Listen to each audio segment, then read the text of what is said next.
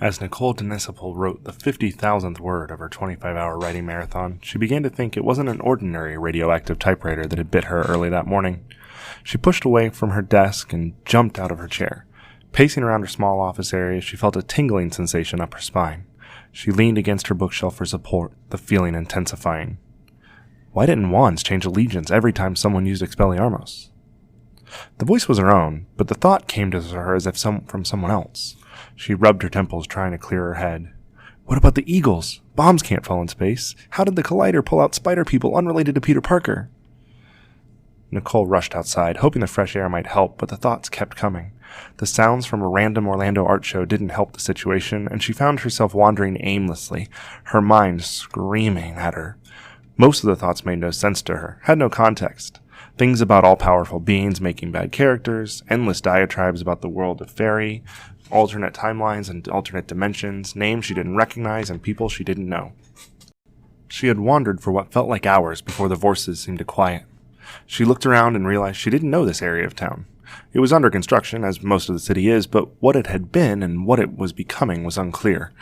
What was left of a brick building stood in front of her. The roof and much of the upper floors collapsed. Intentionally or from time, Nicole couldn't be sure. The sound of glass shattering inside the building startled Nicole, but despite her fear, her curiosity pushed her feet forward, and she walked up to the building. She peered through one of the gaping holes and saw a wide, dark space. Steel beams rose up, supporting the crumbling second floor. Beams from outside streetlights shone through holes in the ceiling, causing a handful of illuminated pockets. As she looked around the room, a blur of blue and black hurtled through one such spot, disappearing back into the dark. The dull thud of a body hitting the ground sounded, accompanied by a groan. A huge bulk of a man walked into a patch of light.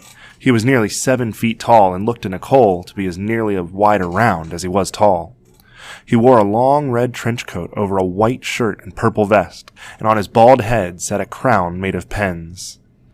"Kingpin!" a voice called from the dark. "I'm going to stop you. You cannot cheat your way to a great story with some special ink."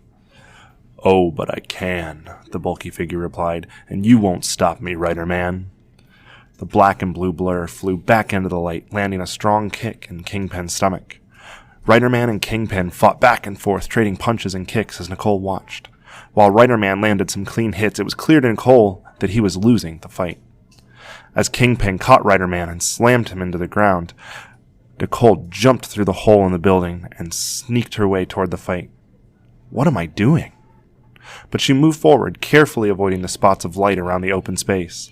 As she got closer, she could feel her nerves tingling. Her hands felt warm and sweaty. She couldn't even imagine what she was thinking, walking up to a fight with this bulky man, but she also couldn't seem to stop herself. She was only a few feet away when Kingpin smashed his fist into Riderman again.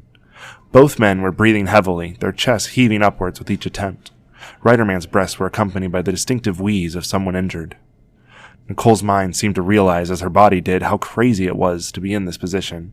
"I'm just a writer. I can't do this. I can barely talk to people in a coffee shop, let alone fight a supervillain." Chills ran down her body as she considered it, and her hands felt as if they were on fire.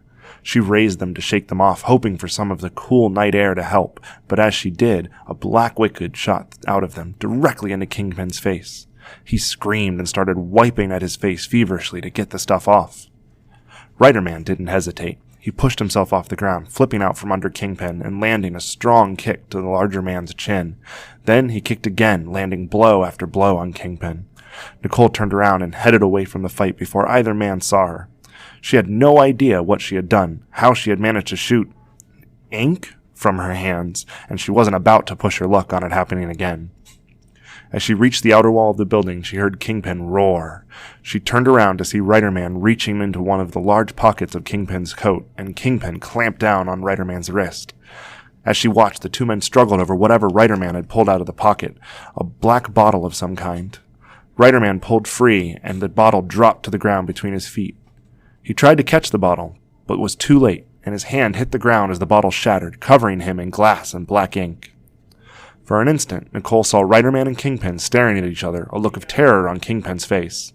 Then, the black pool of ink seemed to explode darkness.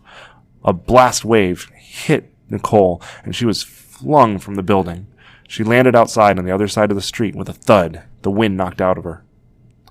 As As soon as she caught her breath, she jumped to her feet and ran home, putting as much distance between herself and that abandoned building as possible. When she got home, she collapsed onto her bed and was instantly asleep.